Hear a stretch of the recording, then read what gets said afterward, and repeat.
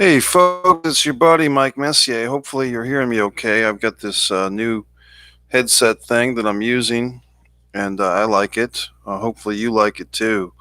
Hopefully it's working. If I'm just talking and you can't hear me, I guess it's not. I'm going to take off my glasses now. This might be a situation.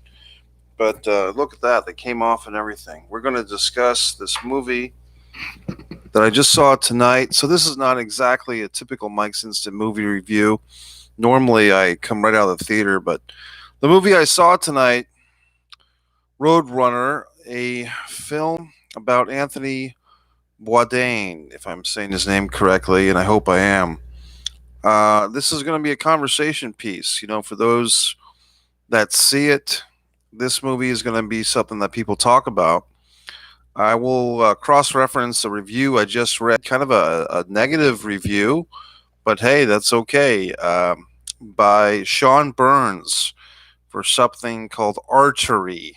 The Artery, Artery, WBUR.org, Artery. Documentary Roadrunner is less a portrait of Anthony Bourdain and more a petty tell-all. Sean did not like the movie as much as I did, but I think that Sean's opinion is pretty valid. And Sean seems like a real Anthony Bourdain fan. Now, here's the interesting thing that you might find interesting, you might find not interesting. If you had shown me a picture of Anthony Bourdain before I saw this movie, I couldn't tell you who he was. For whatever reason, I just never caught his TV shows. I guess I was just watching other programs at the time. And, I'm not someone who reads People magazine every week. And if I'm not watching a show on television, I don't know what all the shows are. I didn't watch The Office when that was on for years and years. I didn't watch Survivor or The Bachelor. So I'm pretty good with pop culture when it comes to cinematic movies. And that's why I went to see this movie. But as far as syndicated television, cable television, I just don't watch as much as I used to. And that's no offense to Anthony Bourdain or his memory or the people that watched his show. I just didn't happen to watch it. And but looking at all the stuff the guy did on the Oprah show, on the Daily Show, that's a show that I watch now, but I didn't watch for a long time.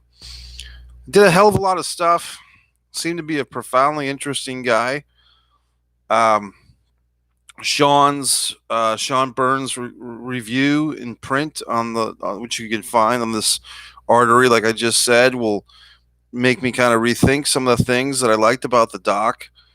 I had no idea that this guy was doing all this stuff. It just, for whatever reason, me watching the TV never caught this guy. His shows, I guess he had 2 or 3 different shows that were all kind of variations on a theme. He didn't really become a public figure until late in his 40s with his book, Kitchen Confidential. I guess the phenomenon or the whole celebrity around this guy just escaped me at the time. I don't know why. I think that's kind of interesting too. You can be a famous person and some people aren't going to know who you are. And it's not like I live under a rock or something. I just didn't know I really didn't know anything about him. And I went into this movie cold, meaning that I didn't want to do a lot of research. I didn't want to look up a bunch of other reviews. I wanted to see this fresh for myself and see what I thought.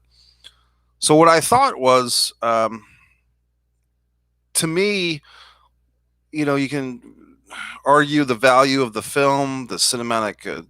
As far as a doc goes, a biopic, I think they did about as good a job as anybody of capturing a person's life in 2 hours. You're talking about a whole life. 61, I think he was when he passed away, died, suicide. Sorry, spoiler. But how do you capture all that life in 2 hours? Same thing with the Sparks stock I just saw a few weeks ago. You don't, So there's always going to be stuff you have to rush through. In this case, what really gets rushed through was Anthony's pre-celebrity life. They go right to the heart of the dragon. When did this guy become famous and how did that happen? And we take it from there. 2 wives. I believe he leaves behind just 1 daughter. And I guess this other scandalous stuff. He was involved with Asia Argento, famous actress. She's had her own interesting struggles and tough times. and speaking out against Harvey Weinstein. So it's pretty loaded stuff, and I knew nothing of this for whatever reason.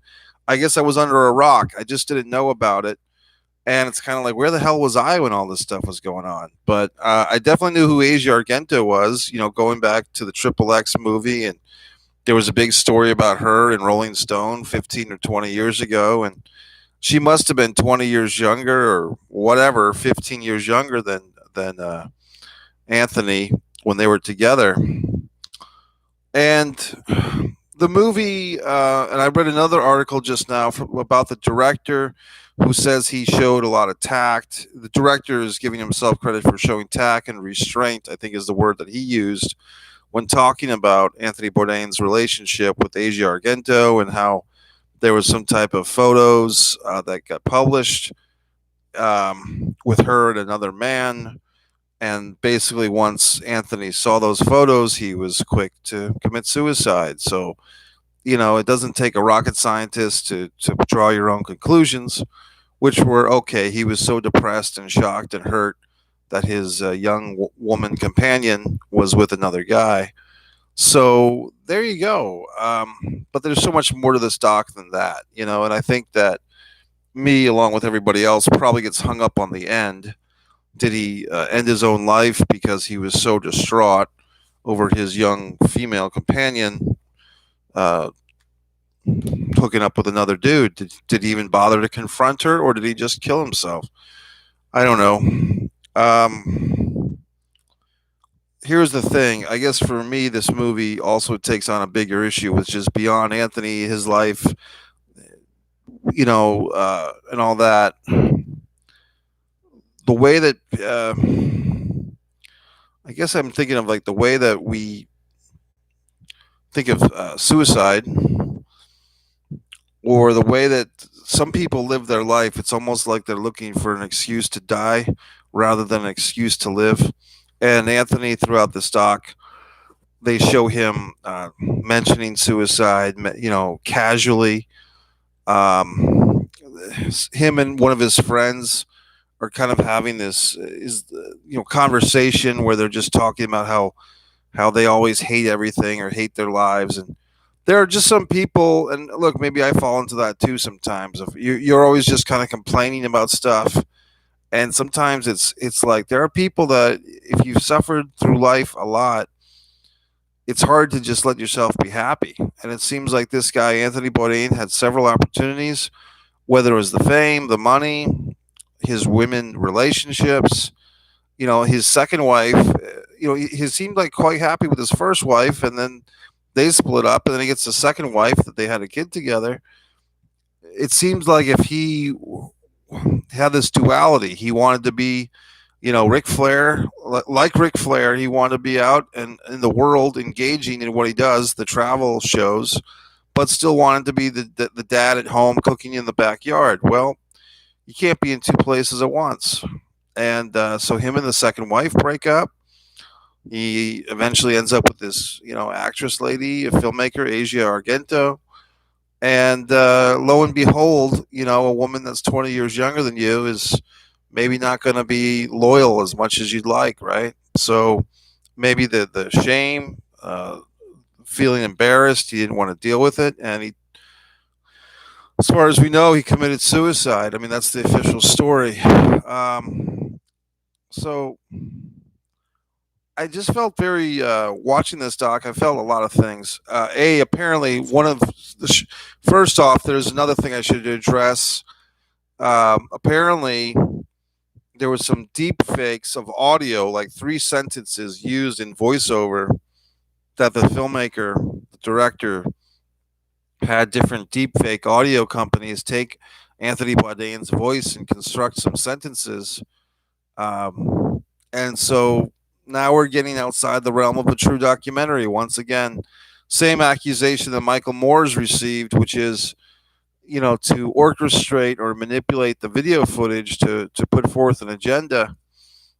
Are we talking documentary filmmaking now, or are we talking narrative filmmaking or opinion filmmaking?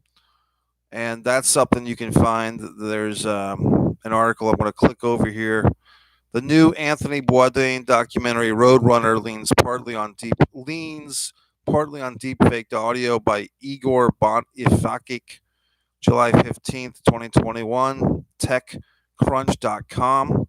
So for actual filmmaking, if you're a true documentarian, you wouldn't do that. So there's an agenda to this, an agenda to push a point. Well, I I guess you see me. I'm kind of have this sad countenance because I think what I get out at the end of the film, and this is where Sean Burke and I, might disagree. Uh, I felt for the families and the friends, because what kind of comes through for me as a viewer is when you commit suicide or whoever commits suicide, it's not just taking your own life or easing your own pain or getting out of the shame in Anthony's case of dealing with the media for his girlfriend cheating on him and the other elements of his life that he was dealing with. But you're leaving behind other people, and they could be coworkers, they could be, in his case, your ex-wife, your daughter. There's some comparisons made here to Kurt Cobain, and I think Sean Burke's article was saying, um, feeling like Asia and Courtney Love are kind of painted with a similar brush of it's because of this woman, this guy committed suicide, and that's what society is pushing on. And I hate to see that to happen to her, because hey, guess what? If she did cheat on him, Asia, were they married? No. I mean, who knows what level of commitment they had, and maybe she was sick of him. Maybe she didn't like him and didn't know how to break up with him and was off with some other guy. Who knows? Maybe the photos were taken out of context. Who knows? Maybe to her they weren't as committed as Anthony thought. We don't know. I don't know. We weren't there. But I guess what the lesson to me was if one were to commit suicide, you are leaving behind so many other people. You're screwing with your friends, you're screwing with your family. And I think for a lot of people that contemplate suicide and commit it, maybe they don't take a moment to step back and think what they're doing to the other people. It's really not fair. And I'm not here to preach or to crucify anyone who's committed suicide. Obviously, I'm not speaking of anyone specifically, but just the general thing that these families and the friends who maybe weren't, in the front seat of the roller coaster of one's life, but they're somewhere cheering you on. They mean something too. So I don't know. That's what I got out of it. Was the sadness for the friends and the loved ones, the ex-wife, the second wife. I don't think they interviewed the first wife in this movie. Um, it seemed to me like Anthony was always looking for something. Like I said, I didn't know this. I was not a fan of his. It's not an insult. For whatever reason, I missed out on his whole career. But he was always looking for something, looking for foreign countries to find something, foreign to him, international countries, looking to find something to make him happy. It seems like sometimes he had some happiness, with that second wife and the kid especially. But then it's like, okay, I got the happiness. Well, now I need something else, and that's I can relate to one aspect or a few aspects, but that feeling of not being able to sit the fuck still. I mean, there are some people, and I'm probably one of them, who you can't just sit the fuck still and just be happy with anything. I did a couple of videos about that a few weeks ago. Going seeing the homeless guy at the Dollar Tree. He's just happy as a pig in shit being homeless and outside the Dollar Tree because he's probably on some type of drugs and he's all fucked up in his head. And I'm like, I've never been as happy as this fuckhead outside the Dollar Tree who's all fucked up on drugs. I've never had that blissful ignorance of reality. So there you go. Sometimes being too complicated for your own good is being too complicated for your own good. I liked the movie a lot when I saw it. I'm glad that I didn't read the reviews and get tainted in my opinion before I saw it. Like I said, this Sean Burke guy has a real hot take. I don't think Sean Burke, the writer for this artery website, is trying to do anything wrong or evil. I think he's probably a hell of a lot more insightful and a bigger fan than I am. So my respects to Sean's article. I liked it. I like that people are kind of taking issue or mentioning these manipulated audio. The director kind of defended himself and said, "Well, let a committee on documentary filmmaking figure it out." So, that's the typical filmmaker response. Just no accountability. Just I'll do what I want. You figure it out. It's my art. Blah blah blah. Um, Another point that Sean in his article makes is that a lot of the filmmakers had worked with Anthony. So are they trying to put the spin on it? Like, are they trying to get the final word on what it was like to work with this guy? I guess so. But there you go. I mean, I guess if you're a famous person or whatever, outlive everybody, then you get the final word, right? I mean, if if there's a morbid lesson to learn from this, if you don't want your friends or your frenemies or your associates or your coworkers or your family to have the final word on your life, outlive the motherfuckers. That's, you know what I mean? Outlive them. That's what can you do? You know what I mean? So I like the movie, powerful movie. I guess I really, like I said, maybe I'm repeating myself. So many things that come out of this movie as a just not even knowing who this guy was until basically tonight, missing out on this giant chunk of pop culture for years and years. Me just telling you, and I really do feel like most people in the world probably know who this guy is. Like most people would watch it. Mike, how did you know who Anthony Bourdain is? Well, I fucking didn't. Okay. So for me to watch this movie and kind of come at it from an outsider's perspective and say, man, what a fascinating guy. Um, but it's like, was he holding on to being sour? Was he holding on to being miserable? Was there a part of him that was holding on to the sadness and not letting it go? Or was there a chemical imbalance that wasn't fully explored? Who knows? The years of drug abuse that he did that take a toll on his emotional mood for the rest of his life?